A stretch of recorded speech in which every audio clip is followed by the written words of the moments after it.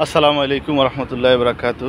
আজকে আমি মাইয়তের জানাজা পড়ার জন্য আসছি। আজ না হয় কাল আমাকেও মাইয়ত বলা হবে, আজ না হয় কাল আমার জানাজা দিতেও এরকম মানুষ আসবে। হসপিটাল থেকে মাইয়তকে এই অ্যাম্বুলেন্সে করে নিয়ে এসেছে মসজিদ প্রাঙ্গণে। এখানেই তার জানাজা হবে।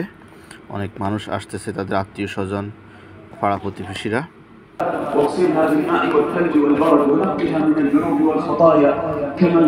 জানাজা শেষ হয়ে গেল, এখন কবরস্থানের দিকে নিয়ে যাবে।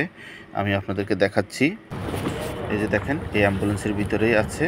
এখন আবার অ্যাম্বুলেন্সের ভিতরে নিয়ে রেখেছে তাদের নিকটবর্তী, যেমন আমার বস, তার ম্যাডামের ভাইয়েরা সবাই মিলে ওনাকে কবরস্থানে নিয়ে যাবে। সমস্ত আরবিরা, তাদের আত্মীয় স্বজন, পাড়া প্রতিবেশী সবাই এসেছে। এই সেই মসজিদে জানাজা অনুষ্ঠিত হয়েছে। এই সেই কবর যা আমাদের আখিরি মঞ্জিল। আল্লাহ, এখানে আমাদের সবাইকে শায়িত হতে হবে। এই তো কবর দেওয়া হয়ে গেছে। আল্লাহু আকবার।